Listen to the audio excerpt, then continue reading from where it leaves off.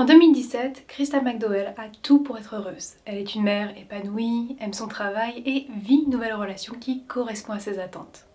Pourtant, en plein ouragan, la jeune femme se volatilise et ne donne plus de nouvelles à ses proches. A-t-elle eu un problème sur la route? S'est-elle retrouvée coincée par la pluie ou bien une menace plus importante planait au-dessus d'elle? C'est ce que nous allons voir dans l'affaire d'aujourd'hui.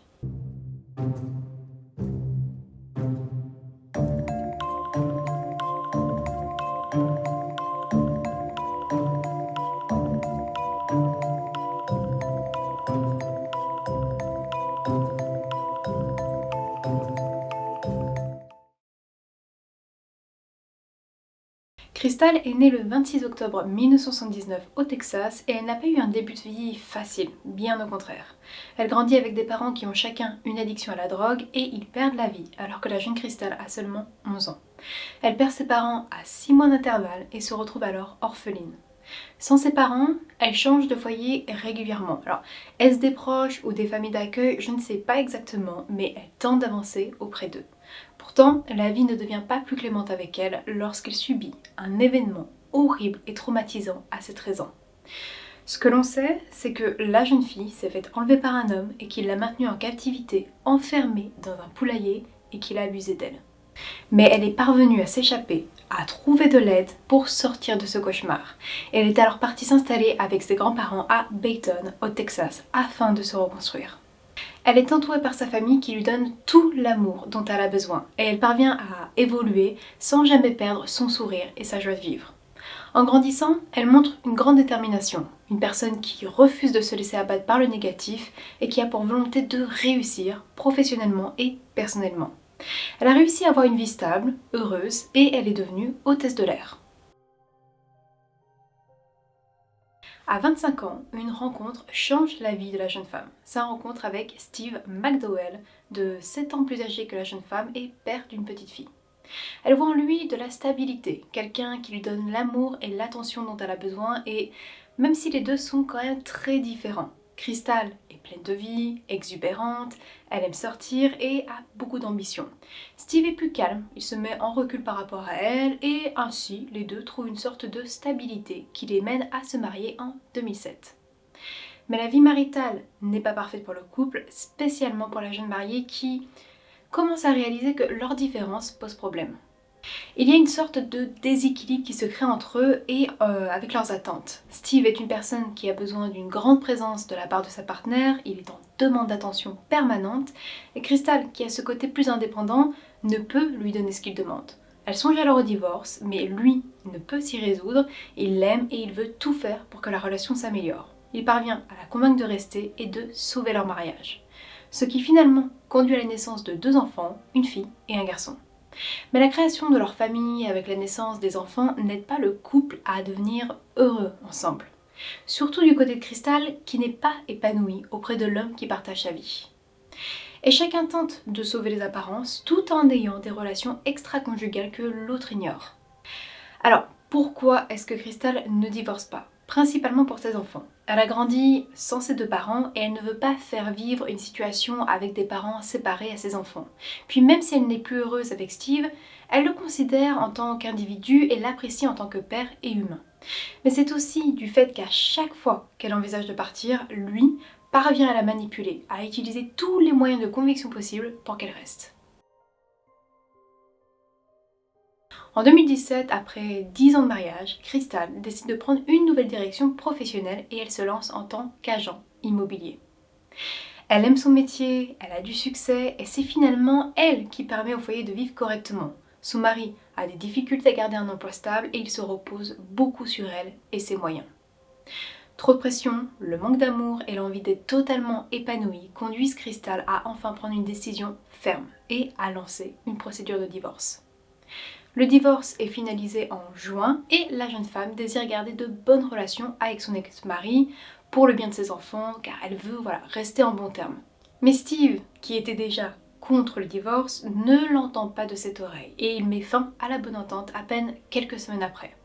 Crystal ira jusqu'à appeler les autorités leur expliquant que son ex-mari refuse de lui rendre ses enfants alors qu'elle en a la garde à ce moment-là. Elle ne portera pas plainte contre lui, ne voulant pas lancer une guerre et nuire à ses enfants.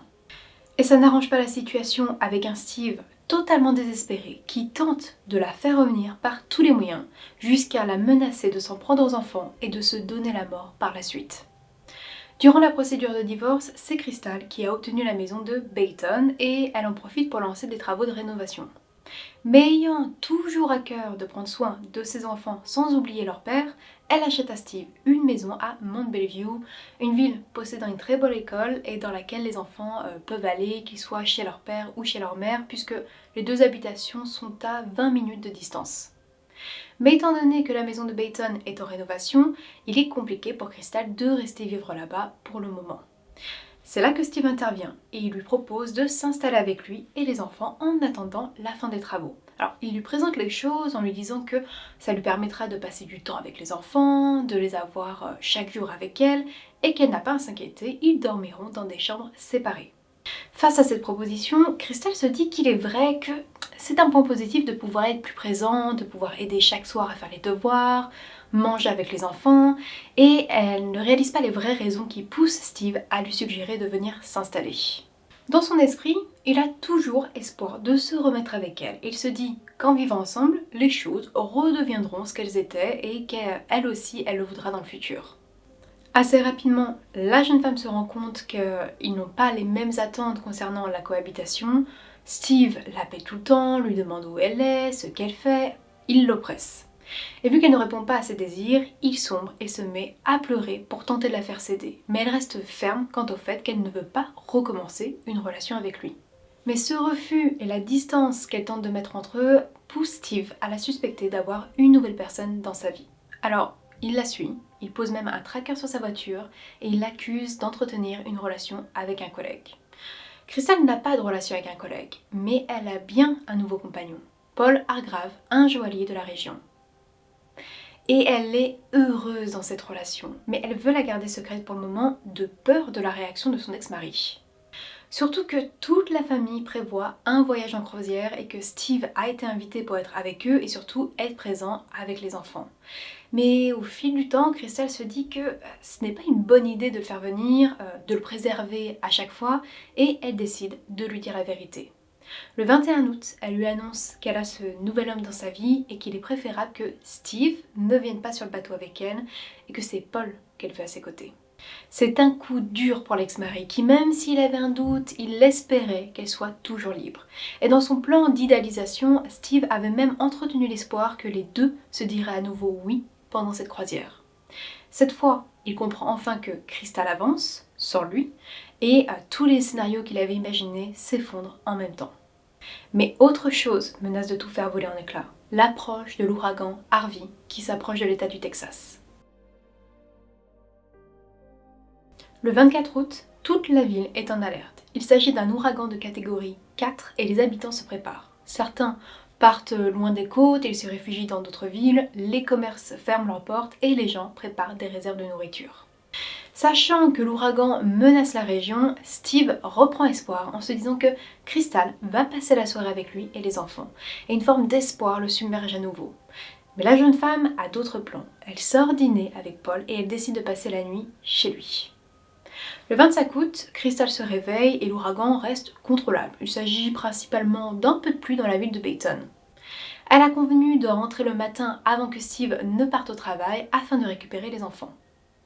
À 7 heures, elle lui envoie un message. Sur la route, est-ce que tu as de l'eau? Je devrais peut-être rester là-bas avec les enfants. On dirait que c'est seulement de la pluie. Les heures s'écoulent et l'ouragan Harvey, qui avait évité la ville, arrive finalement au-dessus et frappe tout le monde de plein fouet. Une pluie torrentielle et des vents violents s'abattent sur la ville et inondent les routes et de nombreuses habitations. De son côté, Paul, le petit ami de Crystal, s'inquiète de ne pas avoir de nouvelles d'elle. Il a tenté de l'appeler, de lui écrire, mais il n'a obtenu aucune réponse.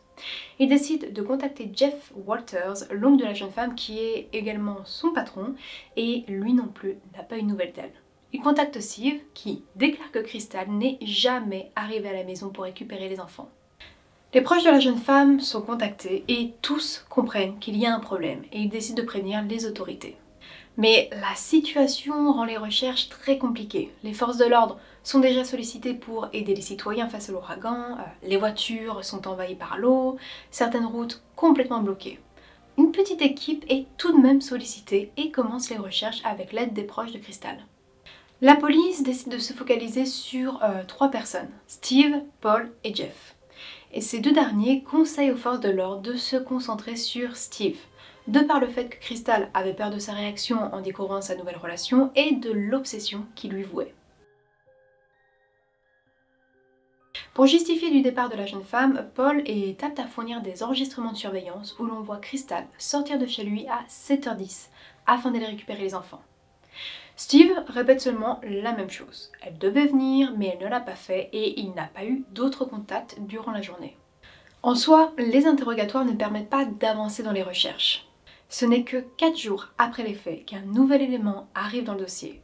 Une amie de Crystal a repéré sa voiture sur un parking d'un motel de Peyton. Alertés, les policiers se rendent sur place, mais ils ne peuvent pas accéder directement au véhicule car celui-ci est bloqué par l'eau. Il est en plein milieu des inondations. Ils parviennent à remorquer la voiture et à examiner l'intérieur. À première vue, il n'y a rien de suspect, mais un élément les intrigue. Les clés sont toujours dans la voiture. Alors pourquoi la jeune femme serait sortie sans les prendre? L'avantage à Peyton, c'est qu'il y a de nombreuses caméras à l'extérieur des établissements et sur les routes. Et les vidéos de surveillance vont grandement faire avancer l'enquête. Sur les enregistrements de l'hôtel, ils aperçoivent la voiture de Crystal arriver sur le parking le 26 août à 6h37, soit le lendemain de sa disparition. Mais ce n'est pas elle qui conduit et qui sort du véhicule. Il s'agit d'un homme ressemblant à Steve. Sur une autre caméra proche de là, ils aperçoivent à nouveau Steve en train de jeter des poubelles dans un conteneur. Malheureusement, le contenu ne sera jamais découvert car les déchets ont été emportés avec l'eau. 5 heures après, il revient dans les parages à une station-service, mais il ne fait pas son plein. Il sort du véhicule et vient observer le parking comme pour voir si la voiture a bougé. Puis il y a une caméra d'un Walmart qui le montre en train d'acheter un vélo, des cigarettes et une canette de boisson énergisante. Il sort du magasin et il part sur son vélo.